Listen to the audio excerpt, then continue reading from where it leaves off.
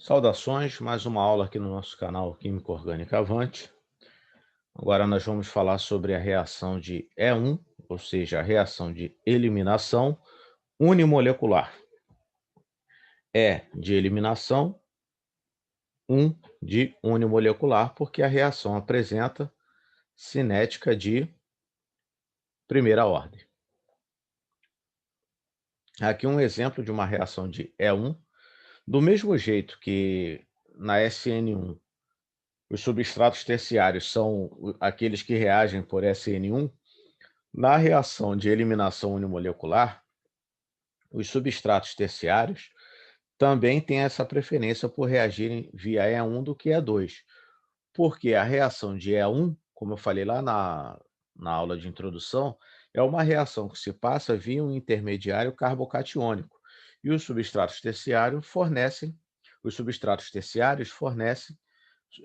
carbocátions terciários, que são os mais estáveis de todos, embora também possa se observar reações de E1 em substratos secundários também.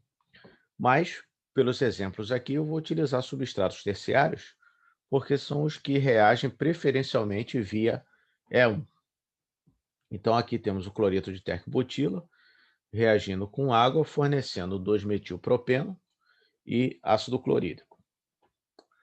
Bom, a primeira etapa é exatamente igual àquela do mecanismo da reação de SN1. Por isso que na aula de introdução eu falei, E2 é análogo a SN2, E1 é análogo a SN1.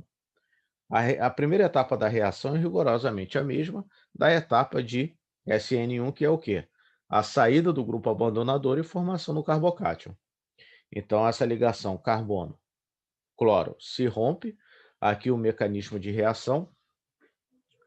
Aqui o estado de transição dessa etapa, que por acaso é a etapa lenta, né, que vai determinar a velocidade, e forma o carbocátion e o cloreto, que é o grupo abandonador. Esse carbocátion agora, ele vai reagir com água como se fosse um ácido de Bronsted. Ele é um ácido de Lewis, todo carbocátion é um ácido de Lewis, mas nesse caso aqui, como ele vai reagir doando um próton para a água, então ele vai agir como um ácido de Bronsted. E essa ligação carbono-hidrogênio, uma vez que a água abstrai esse próton, vai formar a ligação dupla com esse carbono e neutralizar a carga, formando o alceno e o ácido conjugado da base, que é o íon hidrônio. Então, no final das contas, você vai ter um alceno, o ácido conjugado da base empregada, que no caso é a água, e o grupo abandonador, que é o íon cloreto. O diagrama de energia livre para essa reação é análogo ao da SN1. Tem-se primeiro o substrato, aqui a etapa lenta, que é a saída do grupo abandonador e formação do carbocátion. Depois você tem um segundo estado de transição, que é o ataque da base, abstraindo o hidrogênio e formando um alceno.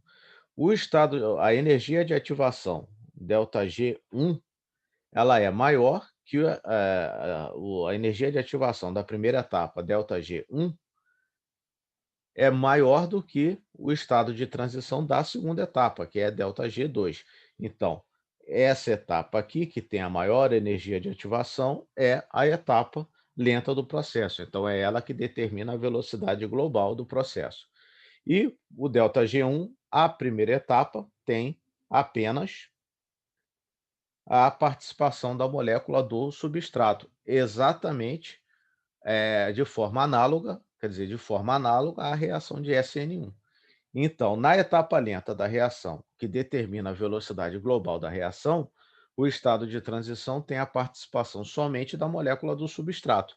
Então, a velocidade da reação é determinada pela multiplicação da constante vezes a concentração do substrato. No caso aqui, a velocidade vai ser igual a constante vezes a concentração de cloreto de tecbutila.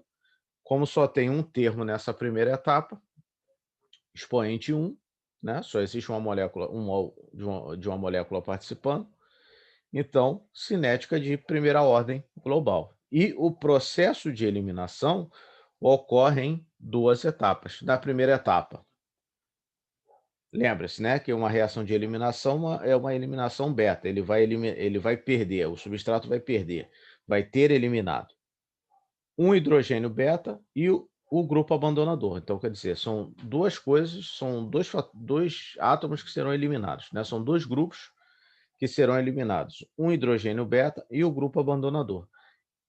Esse processo de eliminação, ao contrário da E2, que ele perde o hidrogênio e o grupo abandonador em uma etapa só, na E1, esse processo de eliminação vai ocorrer em duas etapas. Primeiro, ele perde só o grupo abandonador e, numa segunda etapa, ele vai perder o hidrogênio. Então, o processo de eliminação ocorre em duas etapas. E esse mecanismo foi provado por meio de reações com substratos com estereoquímica definida, né? Do mesmo jeito que eu expliquei lá na E2. Só que nesse caso, esse mecanismo foi provado com substratos desse tipo, substratos terciários que formavam carbocátios estáveis. No caso aqui, esse carbocátio é muito estável porque ele está conjugado com um anel aromático. E esse hidrogênio só tem, e desculpa, esse carbono beta só tem um hidrogênio para ser eliminado, né? Então, o que que acontece? Se essa reação aqui ocorresse via E2, a única conformação que deixa o hidrogênio beta antiperiplanar ao grupo abandonador é essa. Então, eu deveria ter somente a formação desse alceno aqui, do alceno trans, conforme se fosse o mecanismo E2. Acontece que a reação formou quantidades praticamente iguais dos dois alcenos, do cis e do trans. Então, a explicação para isso é que essa reação ela não ocorre por um mecanismo E1, desculpa, por um mecanismo E2, ou seja, não é um mecanismo concertado e não há exigência da conformação antiperiplanar. Então, para explicar isso, ela tem que ocorrer por um mecanismo do tipo E1, ou seja, via um intermediário carbocatiônico. Porque uma vez que o intermediário carbocatiônico é formado pela saída do grupo abandonador, e esse carbocátio, além de terciário, ser conjugado com o anel aromático aqui é bastante estável, o que acontece? Essa espécie aqui, essa ligação, ela tem rotação livre, porque ela é uma ligação sigma. Então, ela pode girar e assumir essa conformação aqui. E, então, numa segunda etapa, com a perda do próton e neutralização da carga, esse carbocátio, nessa conformação aqui, vai dar o produto trans, e se essa ligação sofrer um giro aqui, uma rotação, vai te dar o produto cis. Então, como são formados dois produtos, a única forma de explicar isso é que ela se passa por um mecanismo que tem rotação livre nessas ligações, que no estado de que não seja por um estado de transição concertado, ou seja, que exige uma conformação específica. Então, a única forma de acontecer isso é se ela passasse por um intermediário carbocatiônico, porque uma vez formado o intermediário carbocatiônico, para depois ter uma etapa de eliminação do hidrogênio, ele pode, através da rotação dessa ligação, assumir conformações diferentes e aí dar produtos trans e produtos cis. Então, como resumo dessa reação de E1, o que fica na aula, da aula? Ela se passa por um intermediário carbocatiônico.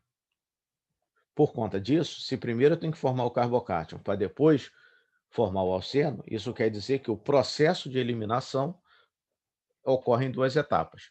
Primeiro, a saída do grupo abandonador, depois a, a abstração do próton e formação do alceno. Isso leva a uma cinética de primeira ordem, porque a etapa lenta da reação é exatamente a saída do grupo abandonador. E somente a molécula do substrato participa desse estado de transição.